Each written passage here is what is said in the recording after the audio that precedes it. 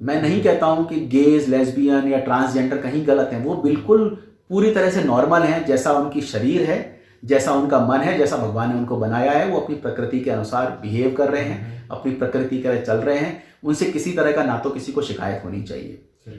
वो कभी कोशिश तो नहीं करते ना कि आप उनकी तरह चलो। कोई आपको गे तो नहीं बोलता है कि मेरी तरफ कपड़े पहनो, तो मेरी तरह लिपस्टिक लगाओ, ऐसा करो। ना कोई लेस्बियन आपको बोलती है कि मेरी तरह रहो। तो वो जब आपको अपने जैसा नहीं बनाना चाहते तो आपको क्या पड़ी जो उनको धक्का देके अपने जैसा बनाना चाहते हो। तो जरूरी नहीं है कि आप जैसा आप सोचते हो वही सही है। हमारे यहाँ बेसिकली होता क्या है, समाज में धारणाएं बड़ी बुरी तरह से म्यूटेट कर दी गई हैं। तो हमें बचपन से बताया जाता है, अरे तू तो हिजड़ा है, तू तो ऐसा है, तू तो ऐसी। तो उससे क्या होता है कि हम बचपन से कुछ धारणाएं बड़ी परमानेंट हमारे मन में बैठ जाती हैं। तो हमें लगता है नहीं नहीं ये गलत है।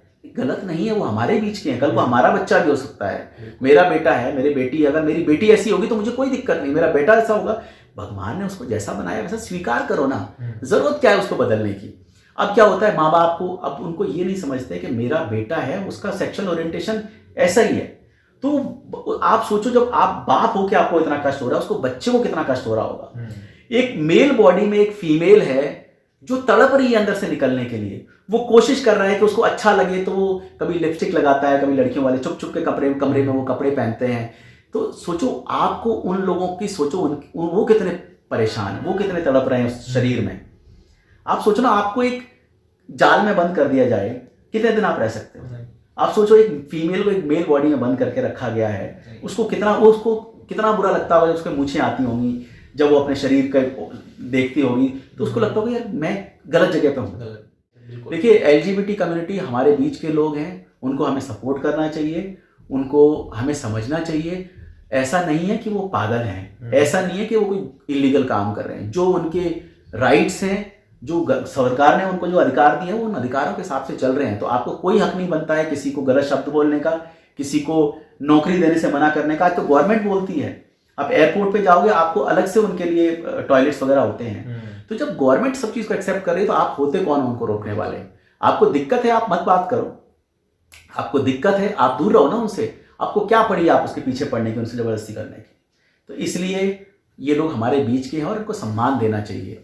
आजकल जो एलजीबीटी कम्युनिटी में से लोग निकल रहे हैं, पॉलिटिक्स में जा रहे हैं, कुछ जॉब्स भी कर रहे हैं अच्छी, तो हमें उनको सपोर्ट करना चाहिए। जो वो कर रहे हैं उनको सपोर्ट करना चाहिए ताकि उनका एनकरेजमेंट हो और आगे भी और लोग पॉलिटिक्स में आए और जो जॉब्स करें ताकि उनका भी मनोबल बढ़े और हमारा समाज इसी तरह चले। बिल्कुल। देखिए एक चीज़ मैं बहुत अच्छी बताना चाहूँगा आपको, फीमेल और मेल हार्मोन्स का बड़ी, ये दोनों चीज़ें बहुत अलग हैं। ये अलग अलग, एक उत्तरी ध्रुव है, एक दक्षिणी ध्रुव है, ये मान लीजिए आप।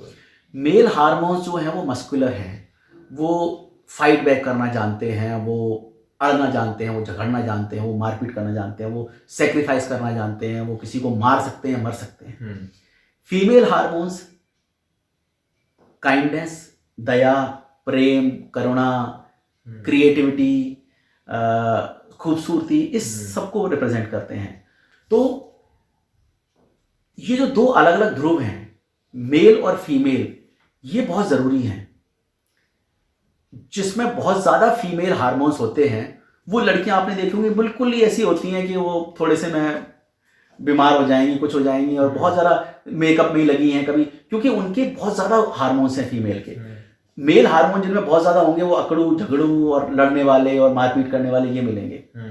मैं आपको बता दूं, जितने महात्मा, जितने सन्यासी, जितने भले काम करने वाले, उन लोगों में कहीं ना कहीं मेल और फीमेल हार्मोन्स एक बैलेंस में होते हैं। अगर आप सोचो कि जिस आदमी में मेल हार्मोन्स बहुत ज्यादा हैं, जिसकी मस्कुलिन बॉडी है और पूरी तरह से मेल हार्मोन्स उसके अंदर ज्यादा जनरेटेड है, वो इंसान कभी सन्यासी नहीं बन सकता है, वो कभी भला किसी का नहीं कर सकता है, वो कभी उसके अंदर दया भाव नहीं हो सकता है। दया भाव, जिस मेल में फीमेल हार्मोन्स ज्यादा होंगे उसी के अंदर दया भाव होगा, उसी के अंदर कुछ किसी के लिए अच्छा करने की इच्छा होगी, उसी के अंदर एक किसी को प्रोटेक्ट करने की, किसी के लिए अच्छा करने की, इवन क्रिएटिविटी, ये सब चीजें तभी आती है जब आपके अंदर फीमेल हार्मोन्स होंगे।